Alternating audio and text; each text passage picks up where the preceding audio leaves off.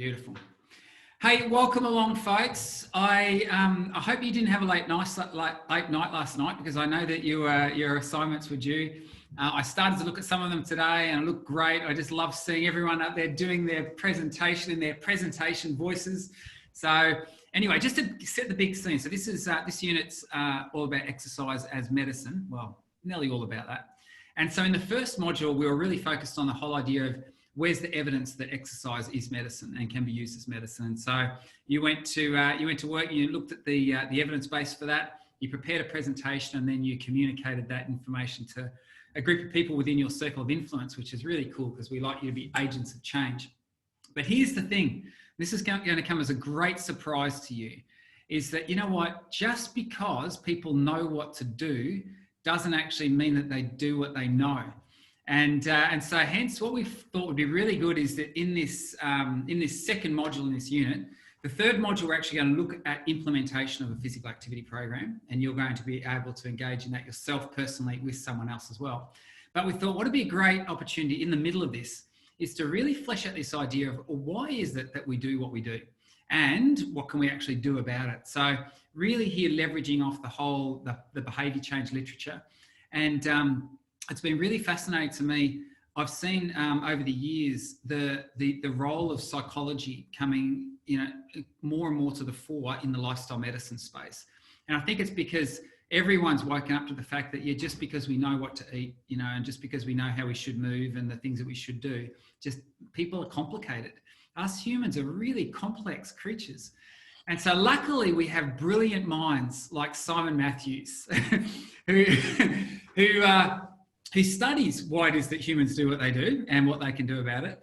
And so it gives me great pleasure tonight to introduce you to Simon, who's actually going to be taking the second module for this unit called Exercise as Medicine, but really focusing on the bigger picture. And exercise will obviously come up throughout this, but the bigger picture of why is it that human behaviour is so complex, and why do we do what we do, and what can we do, and how can we influence, encourage people, and can console people to move the right direction in terms of the lifestyle behaviours that are good for them. And so, so just by way of introduction, Simon, we actually got to know Simon increasingly. In fact, we're on Friday, we record the last 4 in season 1. Is it season 1 or series 1? I reckon we should call it season 1. Season one of our podcast. So Simon and I have actually started a podcast, and it's called Leaders in Lifestyle Medicine, the stories behind the story. Actually, you say it, Simon, because he's got a heaps better voice than me. You say it again for us. Welcome to Leaders in Lifestyle Medicine, the stories behind the stories. That's just beautiful, isn't it? Hey, I want to tune in. So anyway, we have this running joke because at last we recorded the first series not last Friday, the Friday before, and the guy had on microphone, he had like a sock thing, these little fluffy things, and they didn't on Simon's, and we said, and so he goes, hey, do I need one of those things? And the guy goes, no, you don't need one. He goes, well, what's it for? Anyway, I wish I hadn't asked, because effectively it's because when you have a squeaky, hard to listen to voice, they muffle it. And if you have these deep sort of, resonant tones, then they don't. So anyway, I felt like, I'm feeling really good about myself right now. Anyway, so Simon's actually been over the sort of last 18 months or so or 2 years become increasingly involved in Avondale's contribution that it's making and the lifestyle medicine space per se. But he's the CEO of Well Coaches Australia. And I love this. I think coaching is one of the ways that lifestyle medicine will win moving forward. And so he's at the pointy end of that.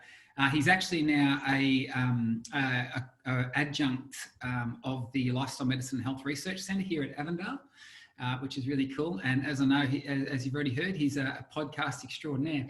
But Simon's really well connected, has a psychology background, and is really passionate about this space and really helping and empowering people and equipping people to live their best life. So it's a real pleasure to have you with us, Simon. And he's going to kick it off tonight, this module, with the title, Why You Do What You Do and What You Can Do About It. So I'll hand over to you, Simon. Thanks for joining us, mate. Thank you, Darren. I appreciate that. Appreciate that intro. I was looking around to try and locate who that extraordinary person was that you were describing there. So I don't think I'm quite as extraordinary as you think I am, but I do what I can. So welcome to you all. And tonight's presentation is called "Why You Do What You Do and What You Can Do About It," and it's subtitled Behaviour Change 101. So we're going to be focusing a little on behaviour change and what that is and how it happens and so on. So I'll be taking you for this module and there's a whole bunch of reading that you're going to be doing in relation to some specific theories of human behaviour change. I don't want to dig into that tonight. I want to do something different this evening. And there's 4 things essentially I want to land with you tonight. The first one is for you to be curious about health behaviour change and indeed human behaviour change. So we're talking about it primarily in the context of physical activity, but of course you can take those principles and apply them across any area of health behaviour change at all, whether it's to do with sleeping more or improving diet or improving social connections, whatever it might be. The same general and broad principles apply. I'm really hoping that you walk away from tonight enthusiastic to learn more about the why behind the why behind the why. So getting very curious about not just why something might be happening, but why, what might explain that, and then what might explain that in turn, and so on. A couple of things in particular I want to land with you. One is that ideas about ambivalence, that we get to learn about those and get to think about those as being completely normal and not unusual.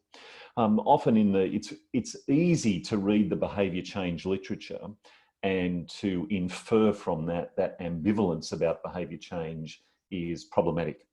And in fact, I want to say to you that it's not problematic at all. It's completely normal. And if someone isn't ambivalent about a particular health behaviour change, then the first thing that I would be doing is reaching out to make sure they have a pulse.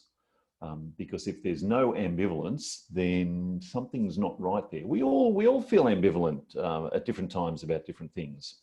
And then I want to really embed this notion for you of cultivation, and I'll say more about that as we go on. So what I'm really hoping by the end of this evening is that that you are unable to answer the question why you do what you do and what you can do about it. But I hope that you are even more curious about that than you were at the start of the evening. And the reason I hope you can't answer it is because I honestly, truly do not believe there is a single answer that explains why we do what we do. There's a whole set of circumstances that can help us to explain it. But the thing that will most of all help us to support and cultivate behaviour change in another person is an unending curiosity about that person and about what drives them and what matters to them, and so on. So that's where we're going this evening. Darren, can I just check with you? Q&A. Are we going to dedicate a bit of time at the end for that, or do you want me to take questions? Maybe. No, I think probably best if you present, and then at the end we'll have some time. We'll probably stop the recording, and then anyone will be free to ask. Is it useful if people type questions in the chat as they come to mind, that we can go back and review, or is that not a good way to do it? Do that. Either that, yeah, if you want it, you can put your questions in the chat, or if you'd prefer just to jot them down on a bit of paper or keep them in your mind. Sure. No worries. All right, we'll come to those at the end. Just one more thing. How much time do you want to leave, Darren, at the end? Oh, look, we're not super tight on time, but look, if we left 15 minutes at the end, I think that. Oh wow. Okay. All right. Just start jumping up and down and waving at me when it's time to stop, and I'll do that.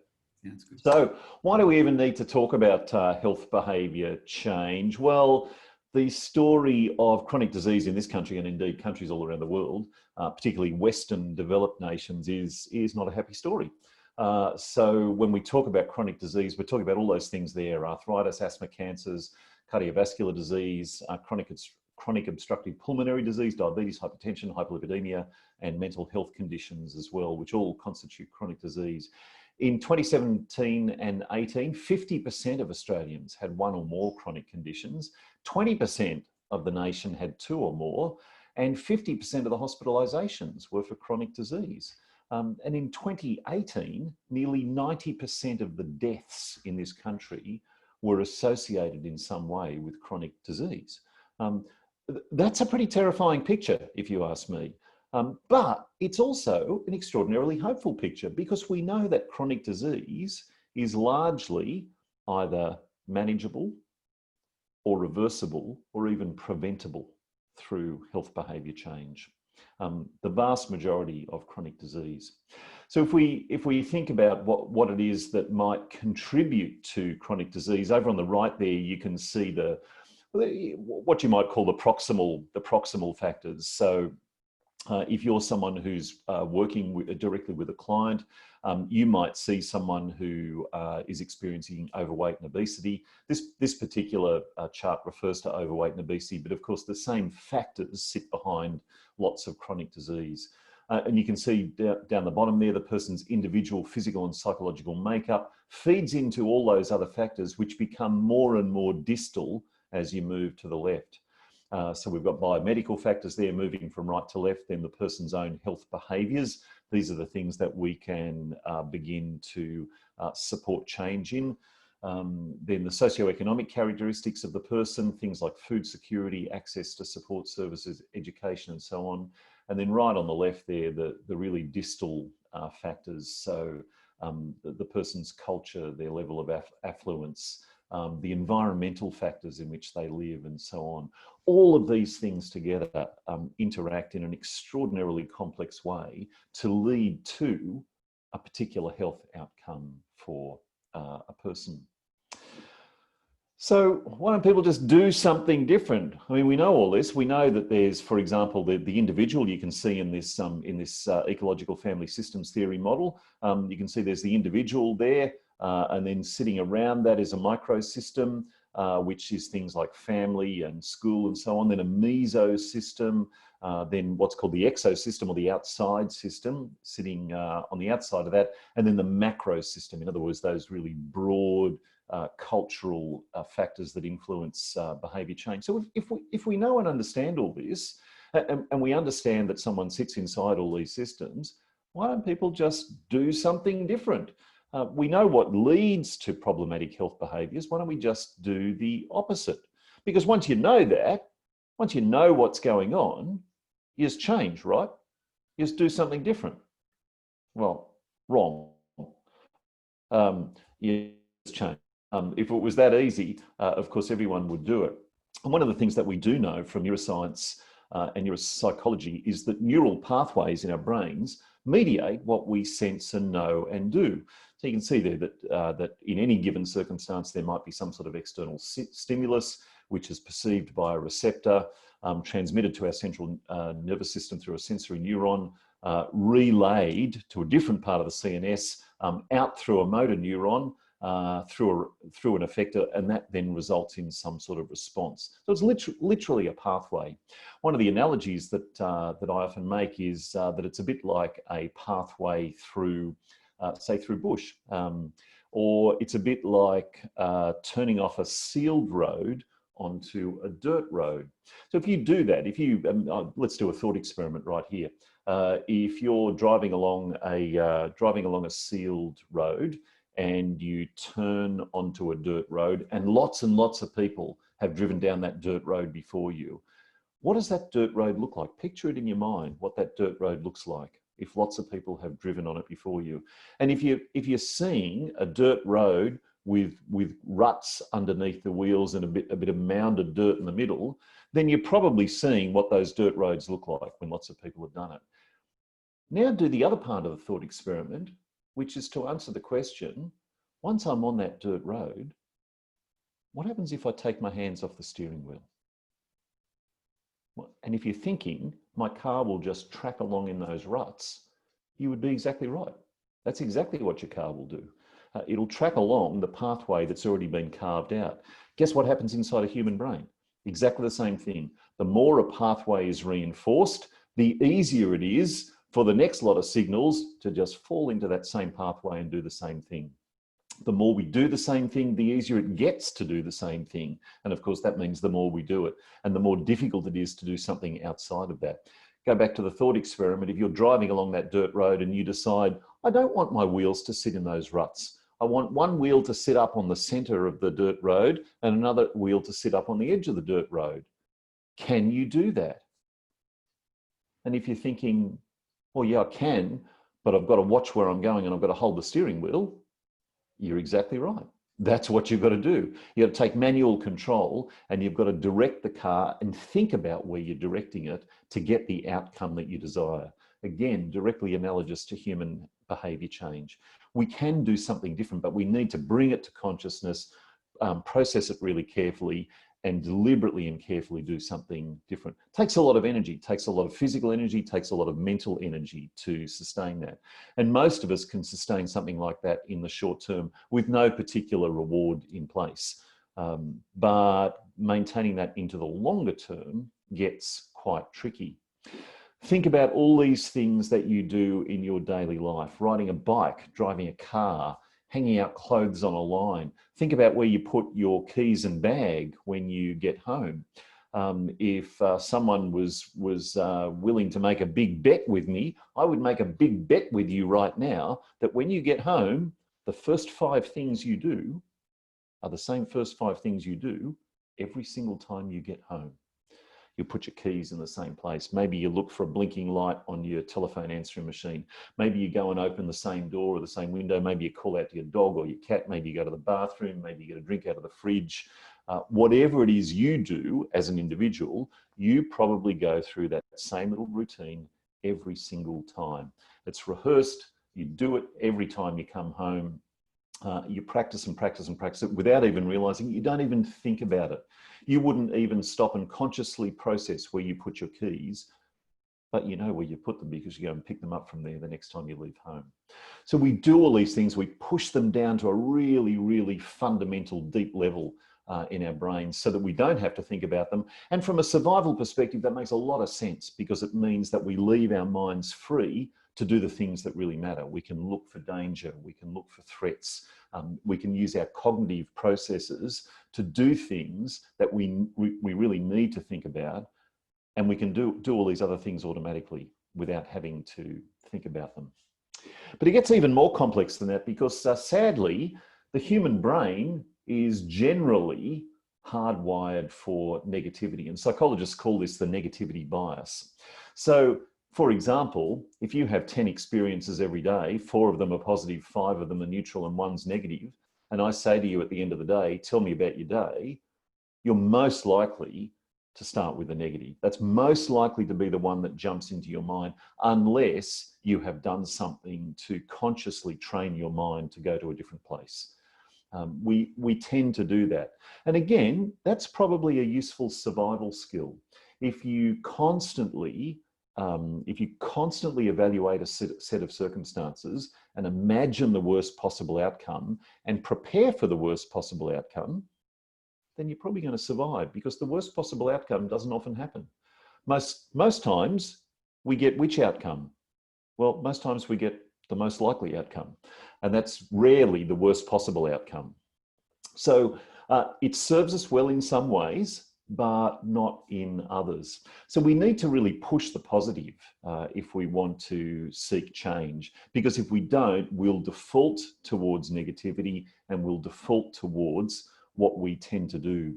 The default towards negativity means, for example, if you decide to make some sort of health behavior change, let's say you decide you're going to walk for 30 minutes every day. And so on the first 3 days, you walk for 30 minutes. On the 4th day, something happens, you walk for 15 minutes. On the 5th day, something happens, you don't walk at all. And on the 6th day, you walk for 30 minutes. And I ask you on the 7th day how it went, you're probably going to tell me, oh, not so well. But in fact, out of 6 days when you could have walked for 30 minutes, you walked for 30 minutes on 4 of them, and you walk for 15 minutes on the 5th one. That sounds pretty good to me, but it's not the way that we tend to remember and process and hold on to information.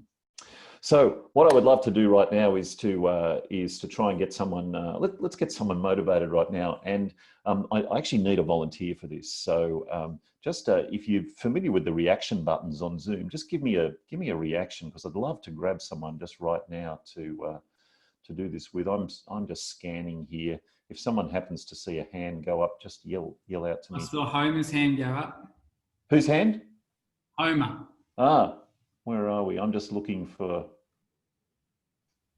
Oh, I can't. I'm not. There's someone whose name. Hang on, I'm going to go down here, Darren, because someone's. Homer, got you. Okay, I can't. For some reason, I can't see you on the screen. But Homer, thank you. Have you got yourself unmuted? Good, excellent. So Homer, I can't see you, but I can hear you. I think. I'm going to ask you a question, Homer. Oh yes, now I can see you. Good, see you there in front of everyone. Would you be prepared right here, right now, to adjust your video camera and drop to the floor and do 100 push-ups in front of everyone? Probably yes, maybe not 100, but maybe a few. So I'm gonna get a little tough here, Homer, and say it's an either or. You got to do 100 or nothing. I try. You try. Okay. So now I'm gonna up the ante a bit because I'm looking for your limit here. Would you do 200? I try. So you either can or you can't. You gonna do it? Oh, can? Probably no, I can't. Probably not. Okay. So now, Homer, what I'm going to do is offer you $1,000 if you will do 100 push-ups. How much time do I have? You have as much time as you need, but you must just keep going. I'll offer you $1,000. I do. You'll do it. Yes. Yeah, look at that. Okay, so let's do another thought experiment here. So you do your 100 push-ups. I give you $1,000. You go away very happy, and then let's imagine we come back next week, and we're back here again. All and right. I say to you, Homer, lovely to see you again. That was a fantastic 100 push-ups you did last week. So this week, I'm not going to offer you $1,000, but I still want you to do 100 push-ups in the same amount of time. You going to do it? Okay. I think we've seen all we need to see here. Yes. So did you see that long, not so sure anymore? Yes. Why? Because I externally motivated Homer. I gave her a motivation right outside of herself, $1,000. It would probably make me do 100 push-ups, to be honest. But if you took away the $1,000, what happens? I'm not so sure now. Guess what happens, or guess what lots of our motivation and attempts to motivate other people look like? In one way or another, they look exactly like that. Sometimes it's a double whammy, and it's a external motivation based on fear. If you don't do this, then this other bad thing will happen. At least I was nice to Homer and I said, if you do this, then this good thing will happen. But I could also say, if you don't do it, this bad thing will happen. And every time we do that, all we do is encourage someone to perform and do something for the sake of getting that external reward. And that works as long as that external reward is always there. If I gave Homer another $1,000 next week, the same thing would happen. Eventually, we might get to a point where she says, you know what? I'm a bit sick of doing this for $1,000. I want 2,000 next time. And then the 100 push-ups will come.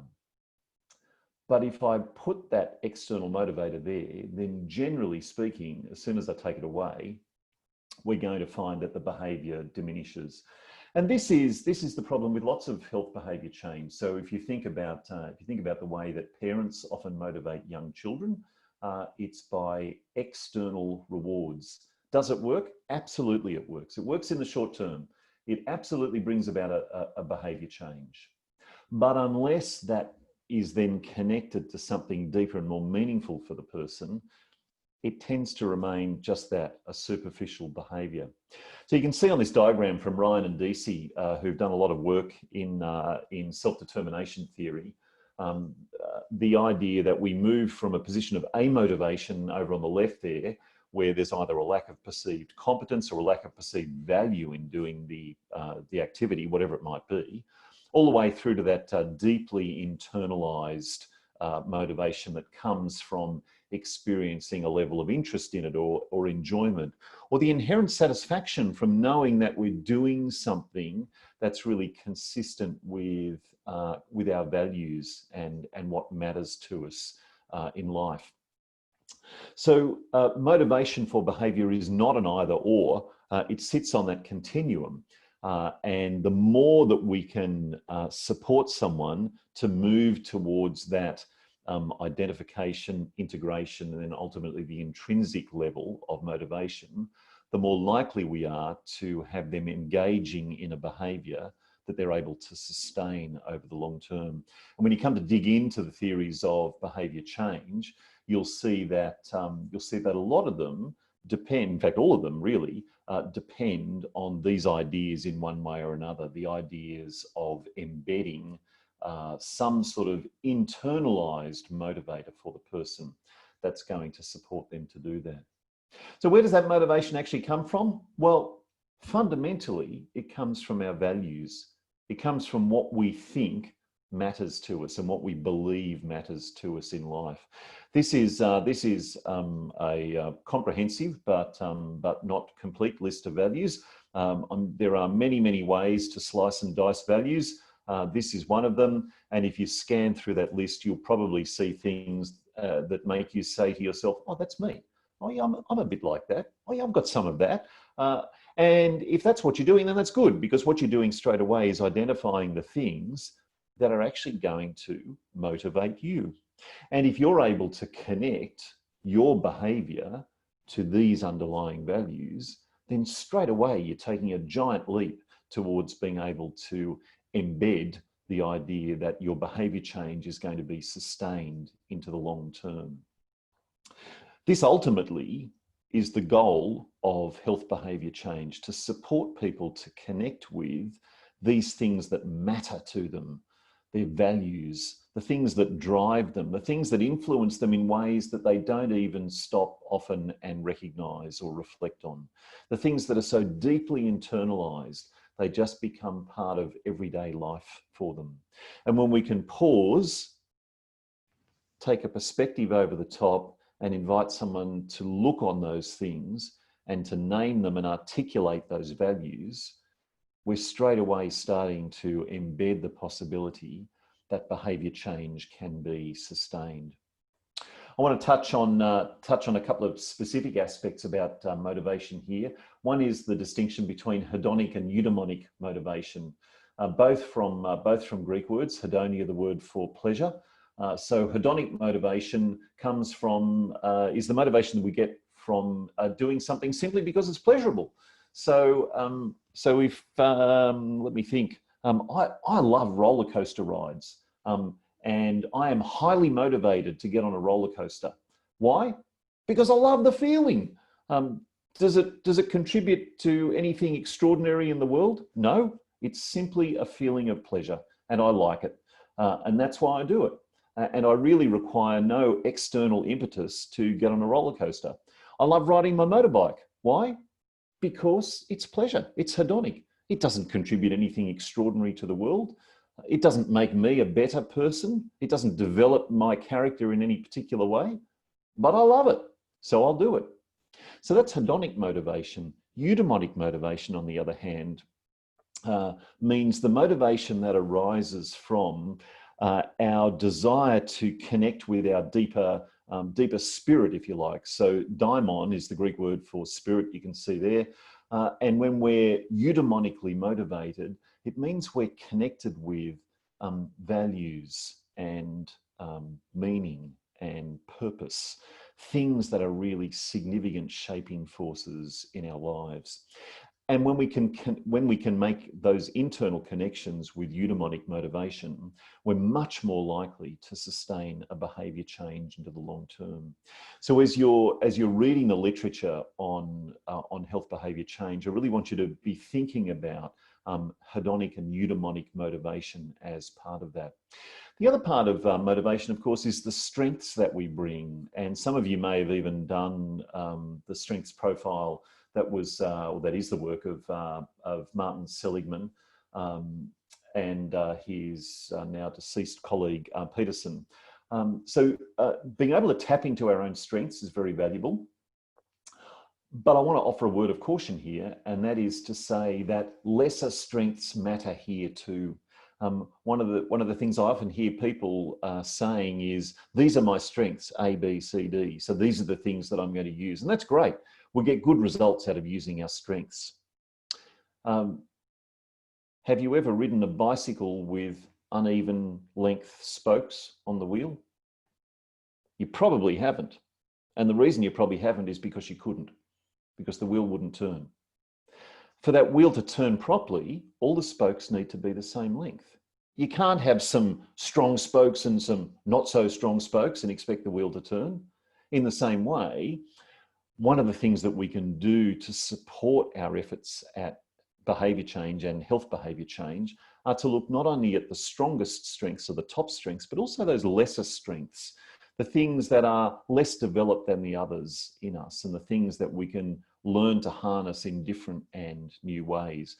So again, when you're parsing the literature on health behaviour change, and when you're thinking about applying this to work with patients and clients, I'm really going to invite you to think about not only looking for those top strengths to harness, but inviting your patients and clients to think about what their lesser strengths are and the ways that they can harness those in the service of behaviour change as well.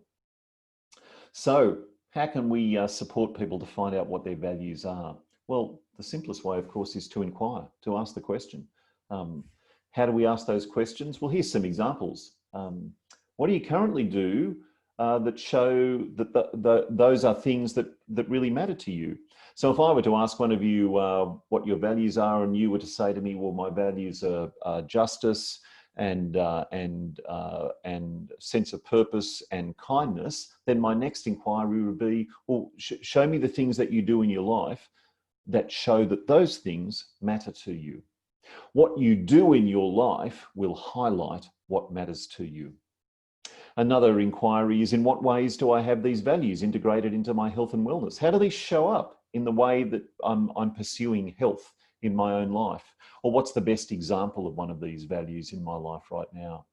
For those of you who've studied inquiry, you'll see that these are all open inquiries, and that's very important.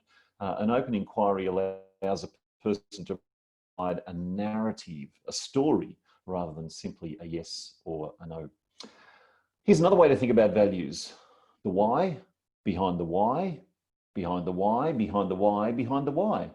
If you ask someone why they do something or why they did something, and they provide a response to you, don't let it sit there.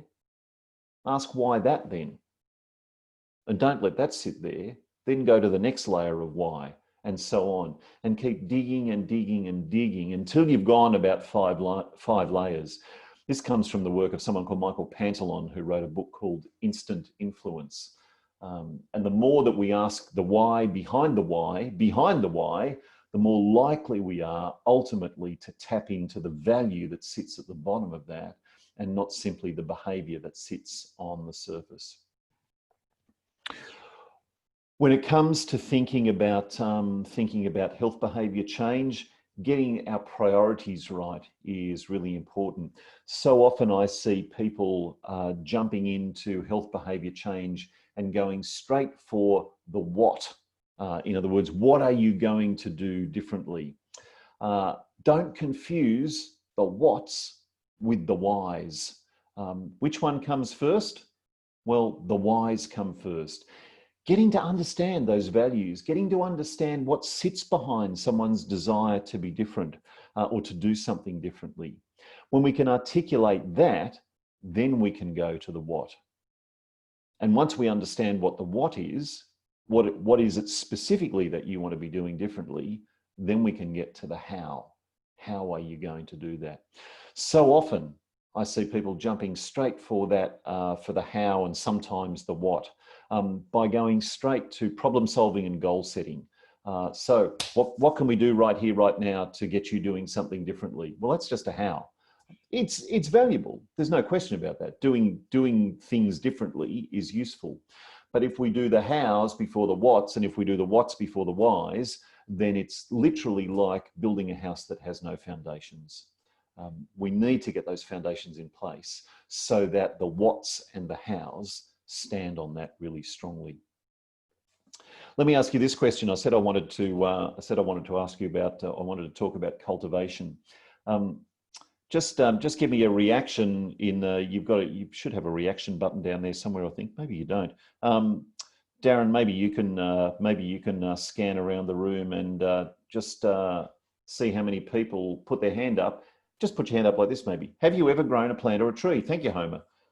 Have you ever grown a plant or a tree? Let me have a look. Oh, lots of hands. Oh, yeah, lots of hands there. Oh, some of you don't have your video on. That's okay. But I am seeing lots of hands. Good. Okay. So quite a few of you think you have grown a plant or a tree. Are you sure? Are you sure you grew it? Or did you actually cultivate the conditions in which that plant or tree was able to do what it was always going to do anyway? Did you provide the environment which supported that tree or plant to do what it's naturally designed to do? And that's a key difference, I think, between thinking of ourselves as motivators or thinking of ourselves as people who change behavior and thinking of ourselves as people who cultivate the possibility of behavior change in another person. And if you walk away from this evening with only one idea embedded in your mind, I want it to be this one. I want it to be this idea that none of us working in the field of behavior change motivate or make people change their behavior or give them a reason to change behavior or any of those things that we commonly say. What we all do is cultivate the possibility that someone can act differently from the way they're acting now. We allow them the opportunity to do what they can in fact do. We provide the environment, we cultivate the circumstances in which they can do the things that they can do. So what is it that fosters someone's capacity for change in this way? Well, having unconditional positive regard for the person, looking for the very best in that person, not looking for the fault, not looking for the problem, not looking for the deficiency, but instead looking for the very best of what is. One of my favorite questions, actually, or one of my favorite inquiries is to ask, what's the best of what is? What's the best of what is right now? And my other favorite inquiry is, what could be?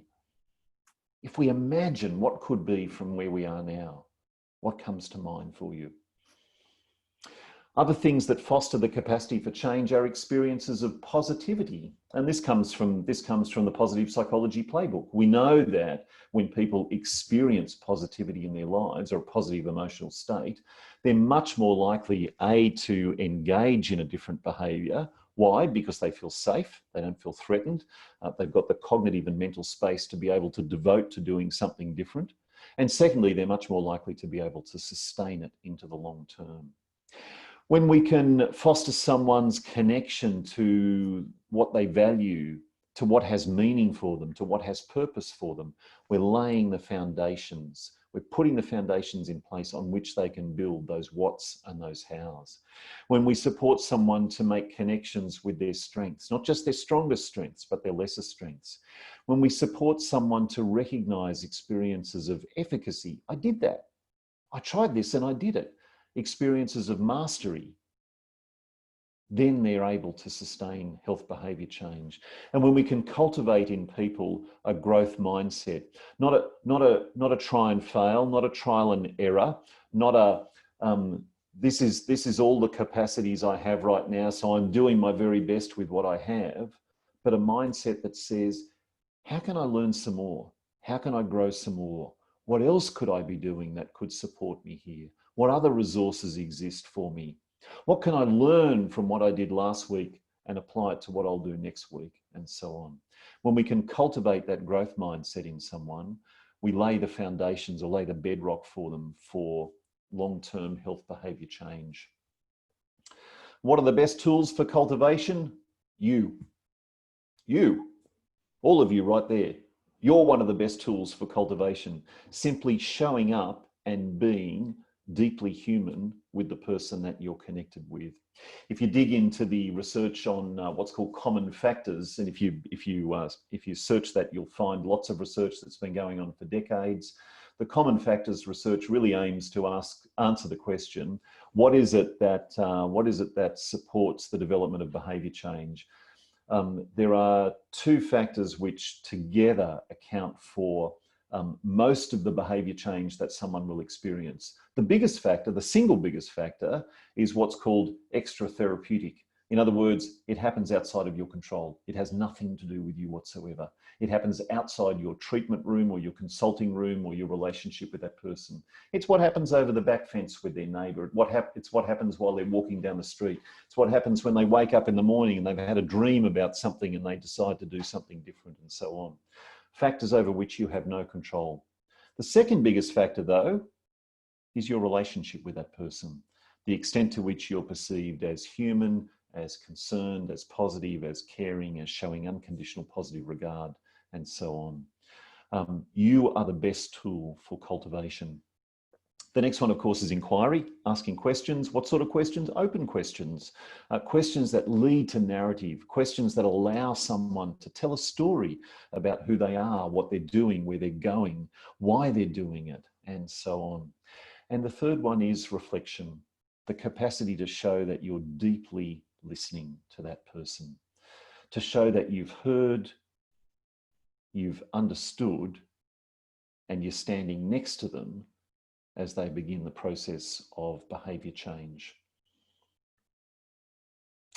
So I won't hover too long on this particular slide, but if you happen to have your smartphone there and you want to snap a picture of it, there's some examples of open inquiries that are useful for cultivating someone's sense of capacity. What are my successes? What are my strengths? What's my life going to look like 5 years from now? I often invite people to imagine that they're standing on a timeline and the position they're standing in is today's date and they're looking into the future, looking 5 years from now. What do you see out there? What does you look like 5 years from now? What am I proud of? I love that question. We live in a culture that thinks it's shameful to talk openly about our accomplishments. And the opposite is true. When we can talk, not brashly, but when we can talk honestly and unself-consciously about things we've accomplished, it cultivates that groundwork for building capacity. The 4D model of appreciative inquiry you may come across in your readings. If you don't, again, I'm going to invite and encourage you to dig into it. It's really an antidote to problem-solving conversations. Appreciative inquiry originally came out of organisational development about 40 years ago. And it began, interestingly, with someone who was doing a PhD on organisational development and went in there to diagnose all the problems that were going on in this particular organisation. And he very quickly realised that he could ask some different questions here. Not what's the problem and how did you get here, but what's the best of what you have right now? What are your resources, your strengths? What have your achievements been as an organisation? Where are you going? What matters to you? And so on. And when we can have those sorts of conversations with people, we get people excited about the possibility of change. We help them to look forward to a future that looks different from the present that they're standing in right now. And we support them to be able to capture a vision of what could be compared with what is right now.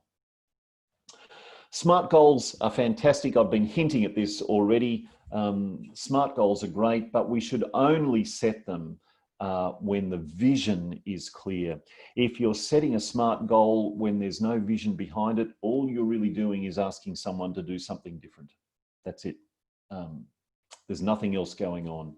People need to have that vision. They need to have that sense of, why am I doing this? Why is this important to me?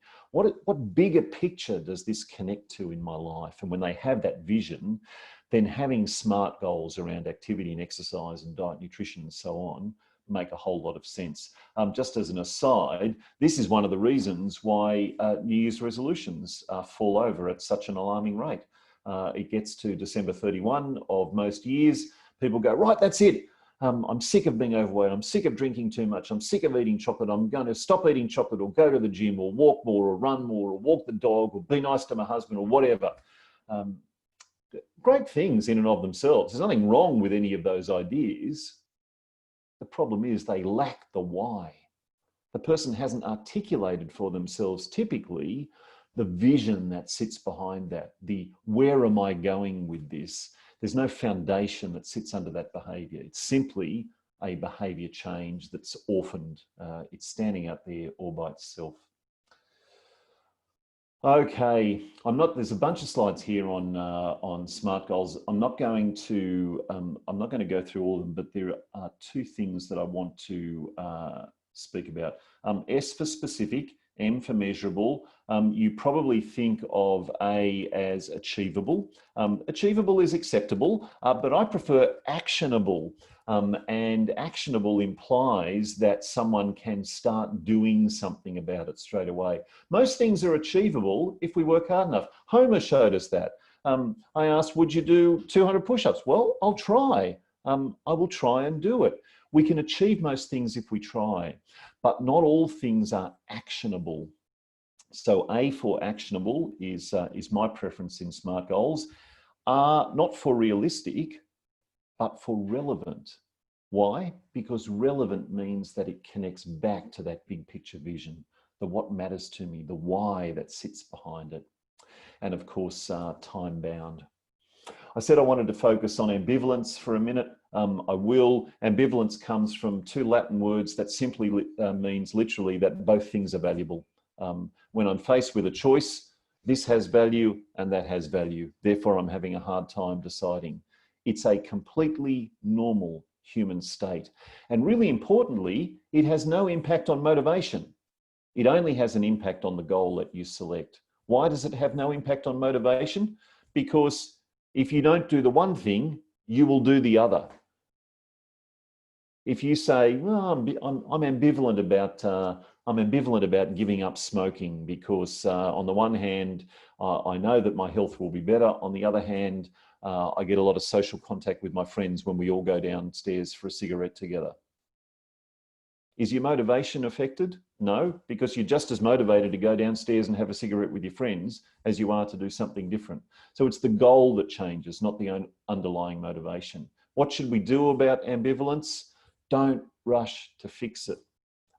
Recognize that it's normal, work to understand it, work to understand the values that sit behind someone's ambivalence, work to understand why this change is a struggle for them, why it is that they feel like it has such value for me both this way and that way. The decisional balance tool I won't dig into right now, but you can dig into that yourselves as part of the trans-theoretical model of change.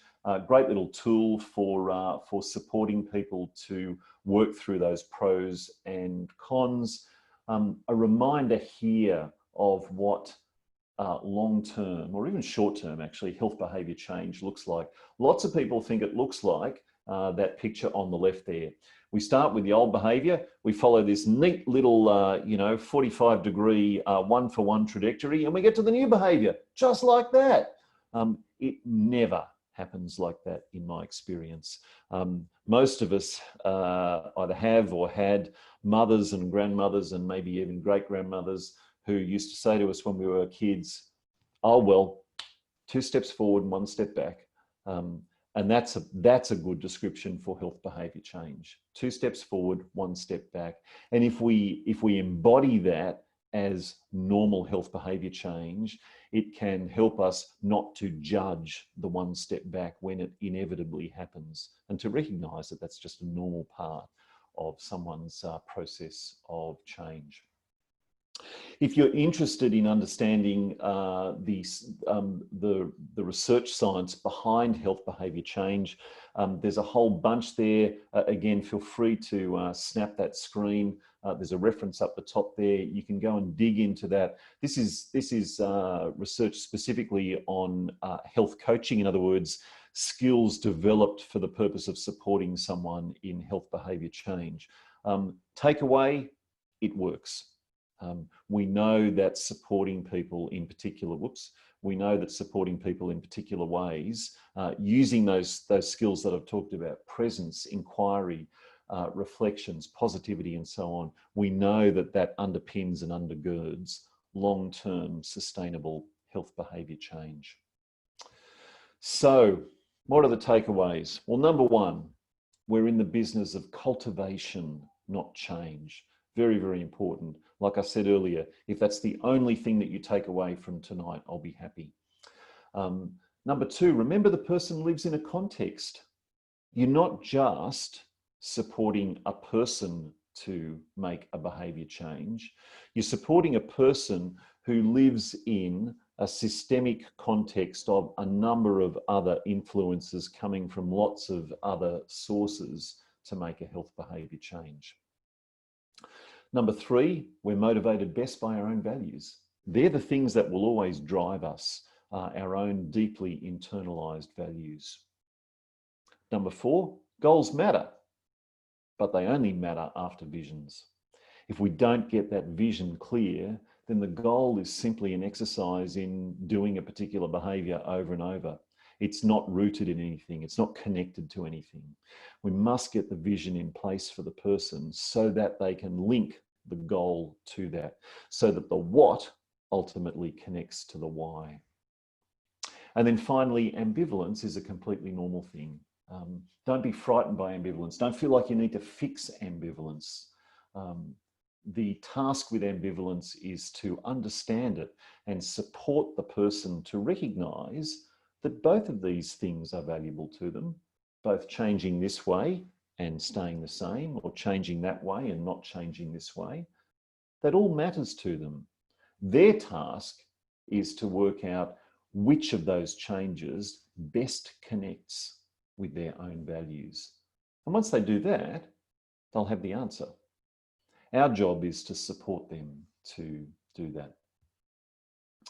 So there you go. A quick, we've run over time, Darren. I apologise for that, but a quick run through some of the things I find really exciting about health behaviour change. When you come to do your reading and the study of the particular models that we're talking about, I'm going to encourage you to think about what we've spoken about tonight and think about how that might fit in and relate to things as you're reading about them. So I am very happy to answer questions if there are any. I'm really hoping there are questions, because if there are no questions, then I will feel like I have failed to spark your curiosity. Okay. Hey, thanks so much, Simon. I've got 100 questions, but I'm not going to ask them because I get to talk with you privately. But we'll open it for questions for about 10 minutes or so, and then just at the end, for those who are in the unit, we've got some other guests online as well tonight. But for those who are doing the unit, the module with you, we'll just do a bit of an overview as to what's involved and what the assessment task specifically looks like. But yeah, thanks for this. I mean, you know, I think I've heard you present on several occasions, but every time I hear you, there's something new for me. And that was the case once again tonight. So thank you so much for your presentation. Yeah, my pleasure. Fascinating space to me. So anyway, let's open it up. If you've got a question, just unmute yourself and go for it. Or type it in the chat, whatever you'd prefer. Yeah. Yeah, Homer. Thank you very much, first of all. I just learned a lot and it was really interesting topic. One question that I have, I was wondering if, based on research, we do have a time frame. If you want to change a behavior, how much that we have to practice that behavior to become normal for us? Yeah, interesting. One of my favorite questions, Homer, and I know I've read in the past things like 7 days to change a habit and 21 days to change a habit and various things like that. The truth is that the amount of time it takes to change a habit depends entirely on what that habit is and on how long it's been part of your life. So some things, and one other factor, and that is what's actually motivating that. So for example, you might know someone who gave up smoking, just like that. You might also know someone who has spent literally years and years and years and years trying to give up smoking. Why? We don't know. We know that there are a number of factors that can lead to health behaviour change, but the most important thing is to cultivate the best set of circumstances for that individual person that are likely to sit under that change. The other thing that's worth mentioning here is that this wasn't really your question, Homer, but I do always like to point this out. We often hear language around breaking habits. How do you break this habit? You don't ever break a habit. You just make a new one. We don't undo habits. We do new habits. And when you do a new habit that matters more and means more and has more value, it takes the place of that old habit. Thank you. Yeah, my pleasure.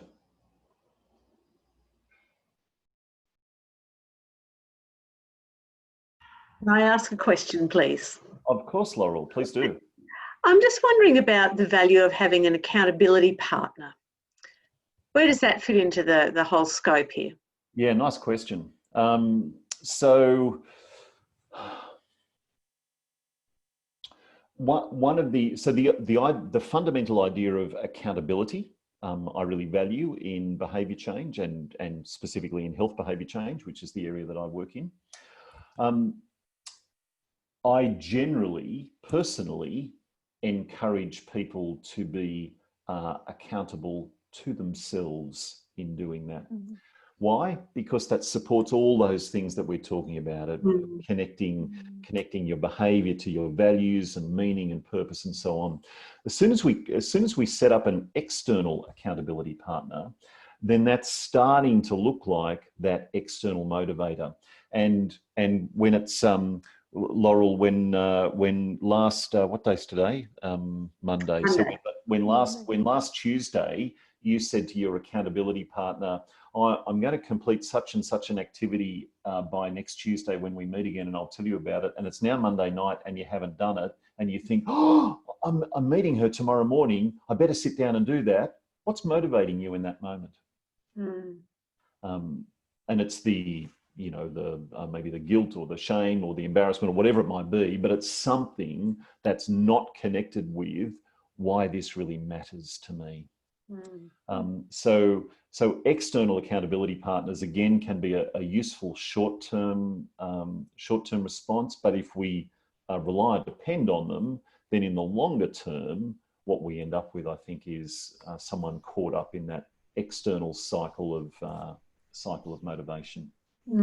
Thank you. Yeah, my pleasure. Isaac. Perhaps I just think perhaps I must say that I will not be able to ask all the questions I have. I'm going to have to listen to this podcast again, and then I'll find Darren maybe can answer those questions. Now, with regard to this issue of accountability partners, perhaps we could flip it and call it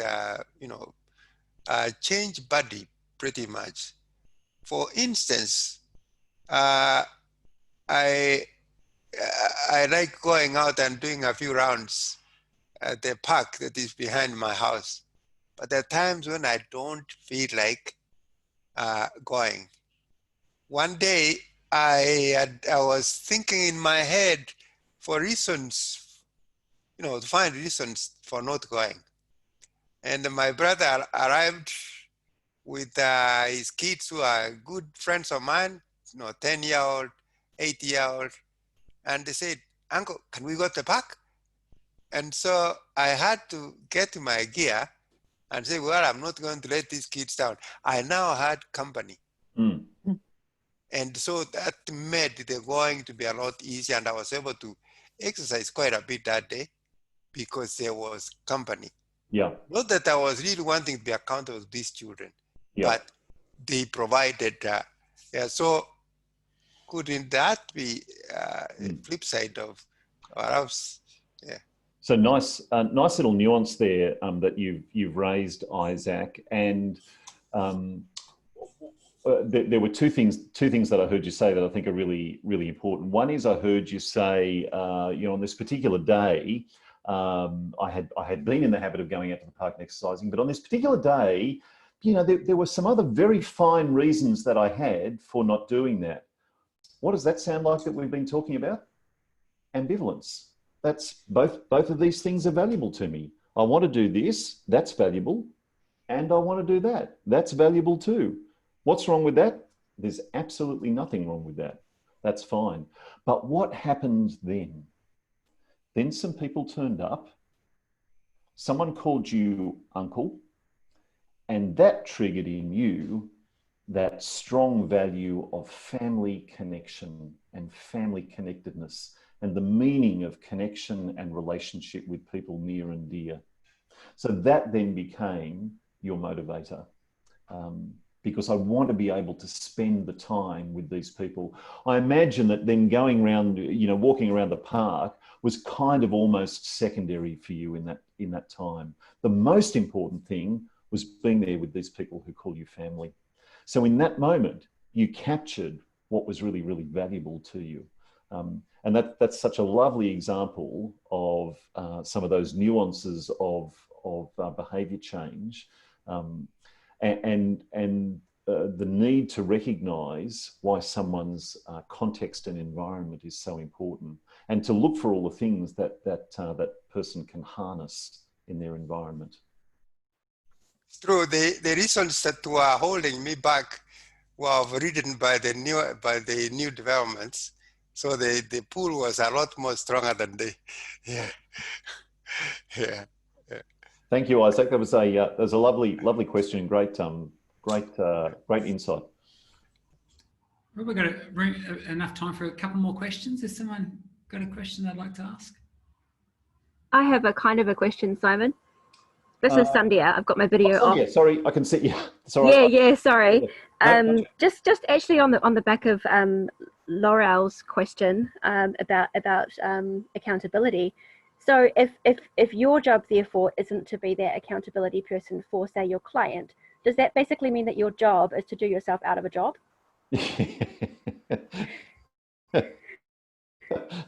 Now you're talking my language, Sandhya. Yeah, kind of. I mean, one of the things I often say is when I see people in a health coaching context, and my clients are largely people who are, but most of my, apart from the teaching work I do, most of the individual client work I do is either executives who are wanting to manage stress and all sorts of things in their lives, or it's people who are about to have bariatric surgery, weight loss surgery. And one of the things I often say is that at the end of that whole process, the worst possible outcome for me personally would be for one of my clients to say, oh, my coach was awesome. My coach is the best one in the world. That would be the worst thing that could happen. The best thing that could happen would be for that person to say, I did this so well. I managed this myself. I managed this fabulously. I really overcame all these obstacles and all these challenges, and I've done that. If someone can say that with no reference to me, I'm happy. That's awesome. That is very awesome. One last question.